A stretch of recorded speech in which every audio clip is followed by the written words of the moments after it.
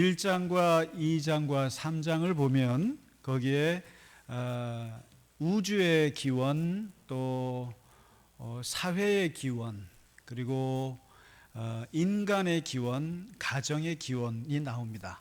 그리고 죄의 기원까지 나옵니다.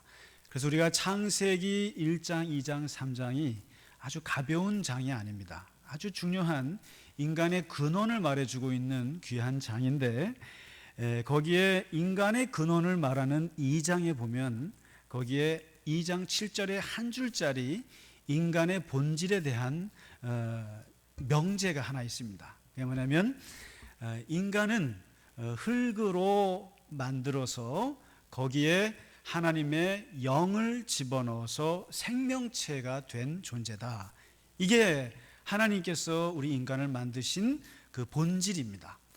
그러니까 인간은 무엇으로 되어 있느냐? 두 요소로 되어 있다. 하나는 흙으로 되어 있고, 그리고 그 흙 속에 하나님의 영을 집어넣었다. 이게 인간이다라는 것입니다. 그래서 인간은 아무것도 아닌 거예요, 사실은. 겉보기에 아무것도 아니고 흙 같은 존재고, 흙으로 와서 흙으로 갈 것이고 티끌 같은 존재입니다. 아무것도 아닙니다, 인간은. 그러면서 동시에 거기에는 하나님의 영, 신적인 존재가 같이 들어 있습니다. 그래서 사람은 죄를 짓고자 하면 한도 끝도 없이 죄를 지을 수가 있습니다. 그리고 한도 끝도 없이 마귀가 될 수 있습니다. 왜냐하면 인간은 근본적으로 흙덩이이기 때문에 그 흙덩이, 육체 덩어리가 가지고 있는 욕망은 대단하거든요. 그 육체 덩어리가 발휘하는 본능, 발휘하는 탐욕스러움은 가히 상상을 초월합니다. 내가 봐도 나를 놀랄 정도입니다. 그래서 인간은 타락하면 한도 끝도 없이 타락할 수 있는 존재입니다. 동시에 인간은 거룩하려고 치면 어마어마하게 거룩해질 수 있고 하나님처럼 될 수 있는 존재입니다. 천사 저리 가라고 할 정도로 인간은 경건하고 거룩하고 깨끗하고 순수할 수 있는 존재입니다. 왜냐하면 우리 안에 하나님의 신적 영이 들어와 있기 때문에 그렇습니다.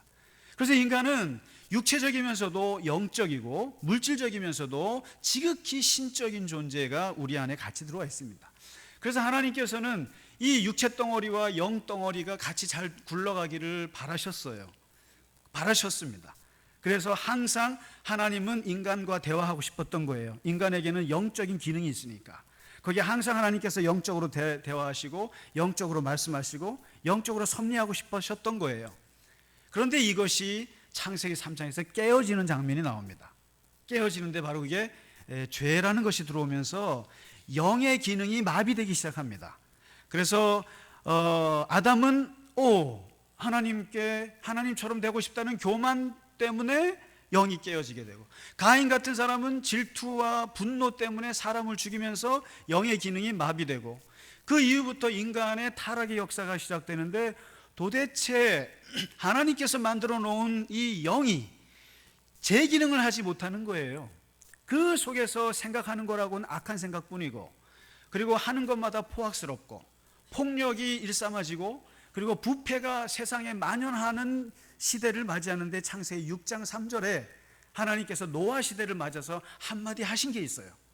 그게 뭐냐면, 다시는 나의 영이 사람과 함께하지 못하겠다.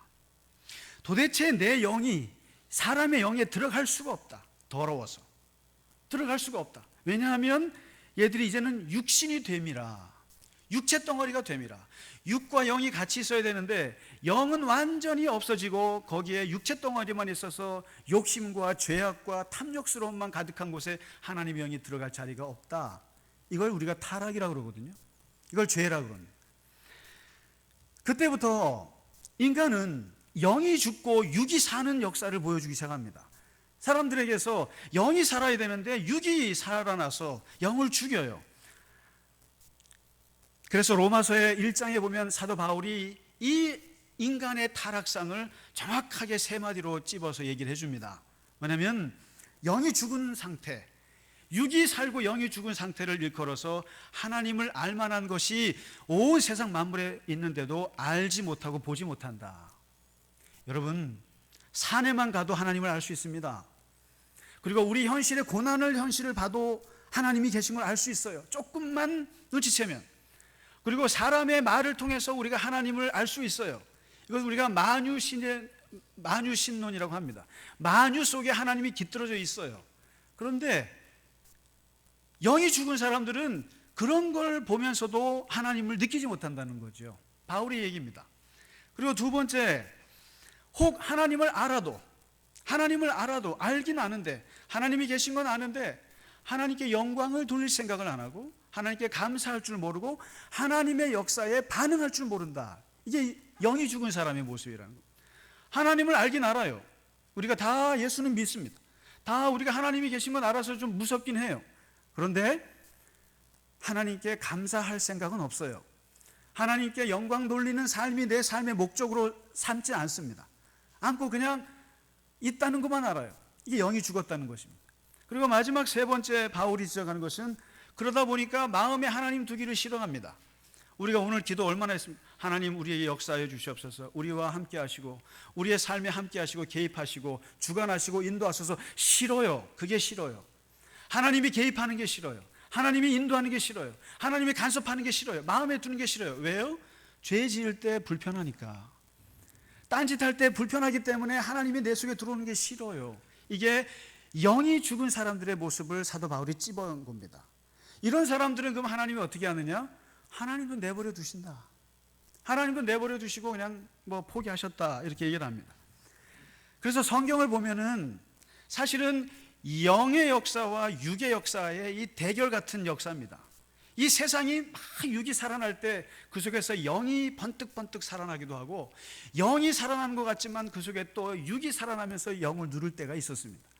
노아의 시대, 세상은 전부 다 사람들이 포악스럽고 폭력스럽고 악한 생각으로 가득한 시대, 그리고 정말 부패가 가득한 시대, 육이 된 시대에 살지만 그 속에서 노아 같은 사람은 혜성같이 나타나서 하나님께서 그에게 은혜를 주시고 그에게 하나님께서 동행하시면서 그가 하나님의 방주를 짓게 되는 그런 영적인 놀라운 일들이 벌어집니다.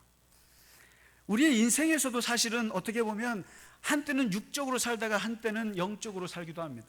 아브라함의 75세라고 하는 그 시점은 75년의 인생이 육적인 인생이었습니다. 아버지 우상장사 갈대아 우르에서 우상을 팔면서 온갖 육체적인 일들을 하면서 살다가 그가 75세 하나님의 부르심을 받고 100년 동안 그가 살았던 인생은 영적으로 다시 깨어나는 훈련이었습니다. 영적으로 다시 하나님을 인식하고 어떻게 하나님의 인도함을 받고 살아가는가를 100년 동안 훈련하다가 간 삶이 100년입니다. 모세가 나이 40년 동안 두 학교를 나왔는데 40년 동안 궁중학교를 나오고 40년 동안 광야학교를 나왔습니다. 학교가 두 개 나왔죠. 궁중학교에서는 그는 철저적으로 육체적인 훈련을 했습니다. 학문 배우고 지식 배우고 그리고 싸움하는 거 배우고 온갖 육체적인 훈련을 받아왔습니다. 그런데 그 광야학교에 졸업하자마자 그가 했던 거는 살인이었습니다. 사람을 죽였잖아요. 그래서 하나님께서 그를 광야학교로 끌고 내서 영을 다시 살리는 훈련을 40년을 합니다. 처가살이 비참하게 하면서 거기서 양치기 하면서 비참한 그야말로 외롭고 외로운 그 광야 생활을 하면서 하나님과 친밀함을 갖게 되고 하나님을 깨닫게 되고 하나님이 무서운 줄 알게 되는 영의 세월을 보내게 되고 하나님께서 그를 광야 40년의 민족 지도자로 쓰시는 겁니다.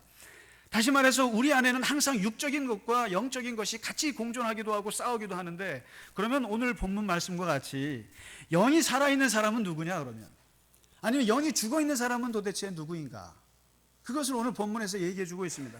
첫째는 영이 살아있는 사람의 특징은 모든 것을 하나님의 영으로 하나님을 아는 사람들이라는 것입니다. 바울이 말해요. 세상에는 세상의 지혜가 있고 하나님의 지혜가 있다. 이 세상의 지혜로 만일에 사람들이 하나님의 지혜가 있었더라면, 다시 말해서 하나님의 영으로 깨닫는 지혜죠. 세상의 지혜가 있었더라면 절대로 예수님을 십자가에 못 박지 않았을 것이다. 하나님의 지혜를 가진 사람들이면 예수님이 하는 말씀, 예수님이 하는 행동, 예수님이 걷는 그 길을 보면서 그가 죽을 일을 하지 않았다는 것을 알기 때문에 그를 십자가에 못 박지 않은데, 이 육적인 지혜, 세상의 지혜로 예수를 십자가에 못 박았다. 그래서 하나님께서는 영적으로 우리에게 성령으로 다시 오셔서 우리에게 깨닫게 하셨는데, 그 십자가의 죽음이 전부 다 비참하고 저주의 죽음인 줄 알았는데 우리에게는 구원의 죽음이요 그리고 하나님의 선물의 죽음이요 은혜의 죽음이라는 것을 깨닫는 순간 우리는 그 십자가의 죽음이 우리에게 영광스러운 죽음으로 와닿았다. 어떻게 알았느냐? 하나님의 영으로 알게 된 것이다.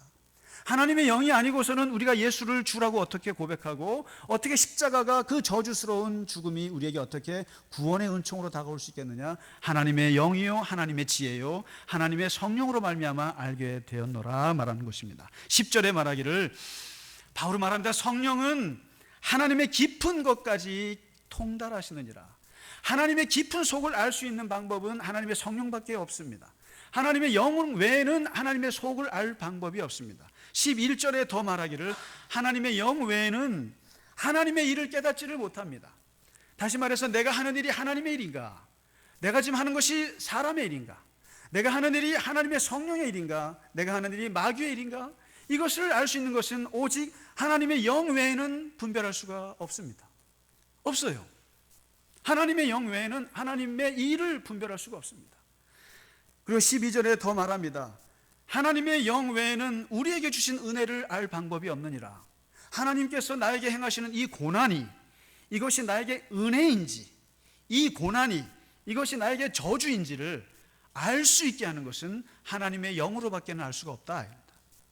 하나님의 영이 내 안에 있는 사람들은 이것이 이 고난이 하나님의 은혜인 것을 깨달을 수 있고 그렇지 않으면 못 깨닫는 거죠. 그래서 고린도전서 12장 3절에 성령으로 말미암지 않고는 누구든지 예수를 주라 고백할 수 없느니라. 여러분이나 저나 예수를 주로 고백하지 않습니까? 예수님을 하나님으로 고백하지 않습니까? 그 고백이 어디서 왔습니까? 성령으로부터 오지 않고는 할 수 없는 것입니다. 우리 안에 성령이 계십니까? 대답 좀 해보세요. 있으니까 이 시간에 예배 드리는 것입니다. 성령이 우리 안에 있지 않고는 예수를 어떻게 주라 고백할 수 있겠습니까? 저나 여러분이나. 두 번째, 영이 살아있는 사람은 에베소서 4장에 보시면은 성령의 근심에 민감합니다.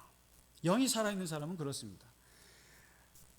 사도 바울이 말하기를 제발 성령을 근심하게 하지 마라. 성령은 물건이 아니야. 하나님의 영은 인격체야. 인격체라서 우리의 말 한마디에 성령도 상처받아. 우리의 말 한마디, 우리의 행동 하나하나에 성령은 매우 예민하셔. 그리고 상처받기도 하고 탄식하시기도 하셔. 근심하지 마라. 이 말은 무슨 뜻이냐면 영이 살아있는 사람들은 그 사람이 내가 영이 살아있고 민감한지 둔감한지는 뭘 보고 하시냐면 죄를 지어보면 알 수 있습니다. 죄를 지어보면 성령의 사람들은 영이 살아있는 사람들은 불편해요. 마음이 무거워져요. 굉장히 괴롭습니다. 누군가에게 상처 주면 상처 준 만큼 나에게 상처가 돼요. 이게 험한 말을 하면 험한 말만큼 나도 상처받아요. 이게 영이 살아있는 사람의 특징입니다. 왜냐하면 성령은 생명과 평강이라고 그랬어요. 성령이 주시는 생각은 다 평화로워요. 마음이 편합니다. 그런데 불편하다는 겁니다. 불편해요. 그런데 이 영이 죽은 사람들은 불편함이 없어요. 불편함이 없습니다. 그래서 사도 바울이 세 가지를 시험해 보라고 합니다. 세 가지를. 항상 성령을 근심하게 하는 것 중에 조심해야 될 것 중에 하나가 거짓말. 거짓말. 우리는 하도 많이 거짓말을 해서 이 거짓말이 거짓말인지 모를 수가 있어요. 그런데 성령께서는 이 거짓말을 했을 때의 마음에 불편함을 주세요. 우리에게 불편함을 줍니다. 진실이 아닌 것은 항상 다 불편해요. 영의 사람들은. 불편할 수밖에 없어요. 그게 선의의 거짓말이건 악의의 거짓말이건 다 불편합니다. 화이트 라이나 그 빨간 거짓말이나 새빨간 거짓말이나 다 불편하고 우리의 마음을 근심하게 하는 것입니다. 왜 그런지 아세요?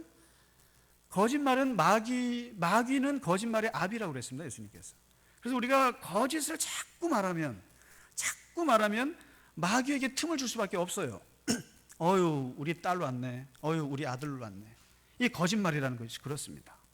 그리고 두 번째 바울이 말하는 것은 분노입니다. 참 다들 마음에 걸려요. 저부터도. 거짓말도 걸리고 분노도 걸립니다. 분노 사도 바울이 말하면 분을 내더라도 죄를 짓지 마라 이러거든요.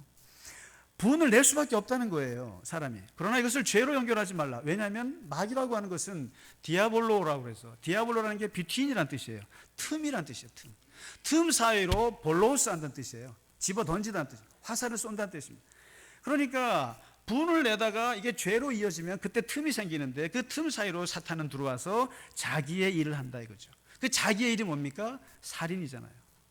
최근에 한강에다가 토막 살인했던 일이 뭡니까? 분노지 않습니까? 분노. 항상 조심스러운 일입니다. 저부터도 그렇습니다. 굉장히 조심스럽고 끊임없이 성령의 그 근심 앞에 서 있는 것이죠.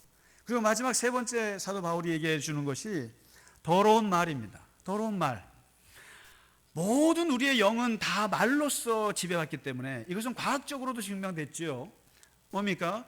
우리의 뇌세포는 말의 98%에 복종한다는 것입니다. 말을 내뱉으면 우리의 뇌세포는 거기에 98%가 다 복종하고 따른다는 것입니다. 그것이 거짓말이면 거짓 행동이 나오는 것이고 진실의 말이면 진실의 행동이 나오는 거라는 거예요. 그래서 여러분 항상 쿠데타를 잡아서 새로운 정권을 딱 잡는 독재 정권들을 보면 첫 번째 딱 잡는 게 뭡니까? 방송국이죠. 언론사 잡습니다. 다시 말해서 국민들의 말을 잡습니다. 말을 잡아서 통제를 합니다. 그런데 하나님께서는 광야 생활 40년 동안 잡지 못했던 것이 있는데 바로 말을 못 잡았어요. 이스라엘 백성들의 말을 못 잡았어요. 말을 못 잡아가지고 너무 자유를 주시는 바람에 1세대 그 사람들이 전부 다 광야 가나안 땅을 못 들어갔습니다. 왜 못 들어갑니까? 말 때문에 못 들어갔어요. 원망, 불평, 그냥 후회. 여러분 민수기 보시면 계속 나오잖아요. 결국 그 말 때문에 가나안에 못 들어간 걸 하나님이 후회하시고 모세가 죽고 나서 여호수아로 바뀐 다음에 하나님께서 결심한 것이 있어요. 그것이 뭐냐면 말을 통제해야겠다. 내가 말을 아주 장악을 해야겠다. 그래서 첫 번째 케이스가 여리고성 아닙니까? 여리고성을 무너뜨릴 때 13바퀴 돌라고 하지 않습니까? 근데 거기서 하나님께서 입 막으라, 입 다물라 그럽니다. 말하지 마라. 근데 한번 광야 시대처럼 말을 하게 했으면 어떨까요, 여러분? 한 바퀴 두 바퀴 돌았더니 어떻습니까? 안 무너지네. 한 세 바퀴 네 바퀴 돌았더니 돌 하나도 안 떨어지네. 5바퀴 6바퀴 돌았더니 그때부터 뭐가 나옵니까? 나 이제 안 돌래. 그 다음에 이제 7바퀴 8바퀴 돌면 어떻게 합니까? 정말 돌아버리겠네. 전부 다 그렇게 되면 다 끝나는 거예요. 근데 침묵 가운데 13바퀴를 돌았기 때문에 하나님의 역사가 일어나는 것이고 하나님의 영의 역사가 일어나는 것이죠. 다시 말해서 성령에 민감한 사람일수록 항상 말에 조심합니다. 말에. 본 것이 아니면 말하지 않아요. 그리고 듣더라도 판단을 합니다. 항상 말에서 문제가 발생하기 때문에 말을 굉장히 조심합니다. 아까 말씀드렸다시피 항상 그 말하는 것에 예민함을 갖습니다. 성령의 불편함을 갖습니다. 그리고 아주 하나님께서 나에게 불편하는 것을 내가 느낍니다. 그런데 말이죠, 이 성령의 하나님의 영에 둔감하면 둔감할수록 자꾸만 이것이 둔감함이 지나치면 결국에는 하나님께서 징계를 하세요. 징계를 하시는데 히브리서에 보면 주께서 그 사랑하는 자를 징계하시고 받아들이는 자마다 채찍질 하신다, 그런 말씀이 있습니다.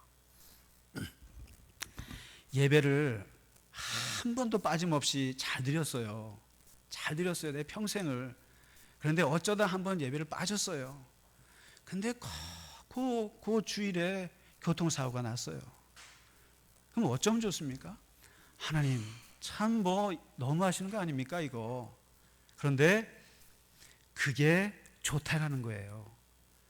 근데 예배를 매일같이 빼먹고 아무것도 안 했는데도 너무너무 세상 일 잘 되고 그냥 하는 사업마다 대박 나고 그리고 일들이 그렇게 형통한지 모르겠어요. 그건 뭡니까? 그거는 끝이에요. 정말 하나님께서 징계하지 않으면 그게 좋은 게 아니에요. 저주예요. 그 신호범 의원이라고 있습니다. 이분이 그 고아로 파주에서 태어나셨는데 그분 간증을 들어봤는데요. 미국 워싱턴주에 한국인 최초로 상원 의원 부의장까지 하신 분인데 이분이 이제 간증을 하시는 걸 들어보니까 어렸을 때 35년에 태어나셔가지고 부모님 다 여의고 고아로 어렸을 때 살다가 6.25 겪고 6.25 때 미군 부대에서 일을 하다가 거기 마침 미 군의관이 얘를 예쁘게 봐가지고 저거 한 거예요. 입양을 했어요. 입양을 해서 이제 미국 가서 10살에 가서 이제 사는데, 살다가 너무 잘해주더라는 거예요. 부모님이 너무 잘해주고 너무 잘 입혀주고. 그런데 언제부턴가 굉장히 섭섭하더래요. 마음이 섭섭하더래요. 그래서 왜 섭섭한가 했더니 그 양아버지 친아들들이 뭘 잘못하면 그렇게 두들겨 패더래요. 때리고 막 혼내주고. 근데 자기는 뭘 잘못해도 때리지도 않고 그냥 다독거리기만 하더래요. 그러니까 이 신호범 의원이 이게 서운하더라는 거예요. 왜 나는 잘못했는데도 안 때리나. 그래서 생각이 들었던 게, 내가 자기 자식이 아니어서 그렇구나. 자기 자식이 아니니까 나를 안 때리는구나. 그래서 이 신호범 의원이 부모님께 얘기했대요. 왜 저를 안 때리십니까? 그래, 그 다음부터는 부모님이 때리시더라고요. 히브리서 12장에 보면 그럽니다. 하나님께서 채찍하는 자들마다 다 내 자식이라. 그런데 만일 채찍질하지 않으면, 징계하지 않으면 사생하다. 내가 내 자식도 아닌데 내가 왜 때리느냐, 이러죠. 성령에 민감한 사람들은 하나님 앞에 죄를 지었을 때 우리는 불편한 게 맞아요. 그리고 그 불편하고 하나님은 또 치세요. 그럼 치면 우리는 돌이킬 수 있어요. 그런데 만일에 우리가 어떠한 하나님의 뜻을 안 하더라도 세상에서 아무 이상이 없으면 나는 버렸구나, 그렇게 생각하시면 됩니다. 얼마나 비참한 건지 몰라요. 그리고 마지막 세 번째, 영이 살아있는 사람. 영이 살아있는 사람은 세상을 보는 눈이 다릅니다. 세상을 보는 눈이 달라요.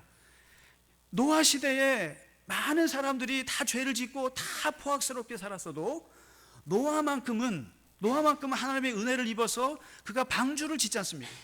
우리는 성경에 얼핏 보기에 그냥 하나님이 방주 지어라니까 노아가 아무 생각 없이 방주를 지었다고 생각할지 몰라도 그렇지 않습니다.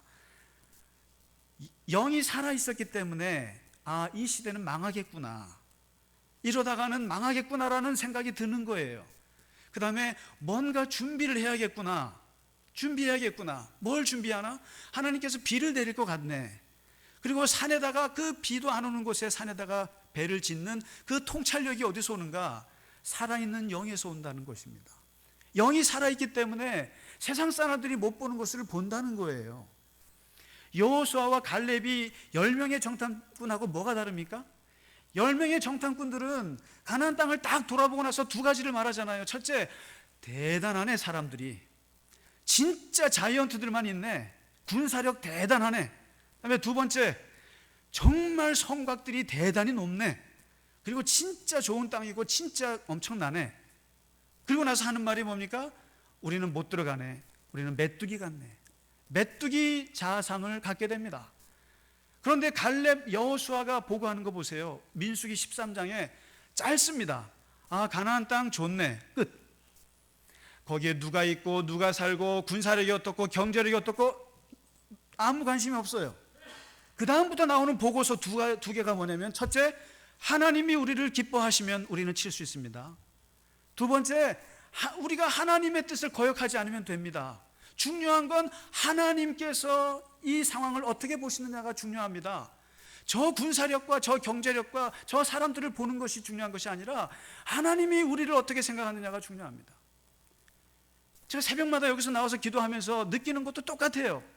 이 상황이 어떻고 상황이 어떻게 들어, 이거 별로 중요한 것이 아니고 하나님께서 너를 어떻게 생각하느냐, 하나님께서 김상기 너를 어떻게 생각하느냐, 너를 버렸느냐 아니면 너를 지키느냐, 하나님께서 너를 어떻게 생각하느냐가 중요한 것이지, 자이언트들이 있고 거인들이 있는 게 뭐가 중요하냐. 이게 바로 살아있는 영으로 보는 관점이 다르다는 것이죠. 여러분, 골리앗을 딱 봤을 때, 한 달 내내 이스라엘 놓고 와서 그냥 협박하고 소리치고 할 때, 그 골리앗 앞에 골리앗을 바라보는 사울의 관점과 다윗의 관점이 달랐다는 것이에요. 사울은 뭐라고 그럽니까? 너는 소년이고 쟤는 어렸을 때부터 용사라. 어떻게 쟤를 이기니? 쟤를 어떻게 이기니? 그럴 때 다윗이 말하지 않습니까? 예, 맞습니다. 나 소년 맞습니다. 저 소년 맞는데 분명한 것은 여호와께서 나를 사자의 발톱에서 건져주셨고 곰의 발톱에서 건져주셨던 것처럼 저 블레셋 거인의 발톱에서 저를 건져주실 줄 믿습니다. 사울과 다윗의 근본적인 차이는 영이 살았느냐 영이 죽었느냐의 차이예요. 영이 죽은 사울은 그저 지금 상태를 봅니다. 그러나 영이 살아있는 다윗의 상태는 하나님께서 나를 건져주셨던 것처럼 지금도 하나님께서 나를 건져주실 줄 믿습니다. 이것이 영이 살아있는 사람들의 세상 보는 관점입니다. 마지막으로 엘리사는 그야말로 그 당시 이스라엘의 국보급 예언자예요. 왜 국보급 예언자냐면 매군이 쳐들어올 때마다 전부 다 엘리사가 막아줍니다. 엘리사가 이번엔 동쪽으로 들어오네, 동쪽 가서 막어. 틀림없이 동쪽으로 들어와요. 이번에 서쪽으로 들어오네, 서쪽 가서 막어. 그럼 서쪽으로 들어와요. 그러니까 이쪽 이방 나라들이 도대체 쳐들어갈 때마다 기습이 안 되는 거예요. 그러니까 이건 왜 그러냐 도대체. 무슨 인공위성을 띄웠느냐 뭐냐. 그랬더니 거기 엘리사가 있어서 그래요. 거기 엘리사 선지자가 아주 그냥 기도만 하면은 우리가 들어가는 걸 다 알아요. 그래서요, 성경에 없는 전쟁이 하나 벌어지는데 나라와 싸우는 게 전쟁 아닙니까? 그런데 나라와 싸우지 않고 그 아람 나라가 엘리사만을 상대로 한 전쟁이 벌어집니다. 엘리사만 죽이겠다고 덤벼져요. 그래서 도단에 도착을 해요. 엘리사를 죽이기 위해서. 그때 이스라엘 군대 하나 없어요. 엘리사 혼자 딱 있습니다. 거기 밑에 게하시 사환이 벌벌 떨어요. 이거 선생님 큰일 났습니다. 이 아람 군대가 쳐들어와서 우리를 다 죽게 생겼습니다. 이럴 때 엘리사가 두려워하지 마라 그럽니다. 두려워하지 말고 내가 기도할 테니까 잘 들어 하면서 기도합니다. 여호와여 게하시의 눈을 뜨게 하여 주옵소서. 무슨 눈이겠습니까? 육체의 눈을 뜨라고 그러겠습니까? 영의 눈을 좀 뜨게 해 주십시오. 영의 눈을 뜨게 하여 주시옵소서 그랬더니 영의 눈을 뜨게 하시는데 엘리사 뒤에 하나님의 불병거와 불말과 불군사들이 저 산을 완전히 뒤엎는 그것을 보여주십니다. 보여주시고 그리고 나서 하나님께서 역사하시기를 저 아람 군대의 눈을 다 멀게 합니다. 놀라운 얘기입니다.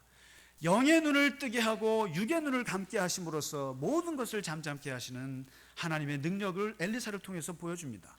영이 살아있는 사람들은 세상을 보는 눈이 달라요. 그리고 육으로만 보는 사람들은 세상이 무섭기만 합니다. 두렵기만 해요. 그런데 영의 눈을 보는 사람은 하나님께서 우리 뒤에 얼마나 많은 군사와 천사와 불병거를 갖고 있는지를 보기 때문에 두려움이 없어요. 겁나지 않습니다. 그렇지 않습니까?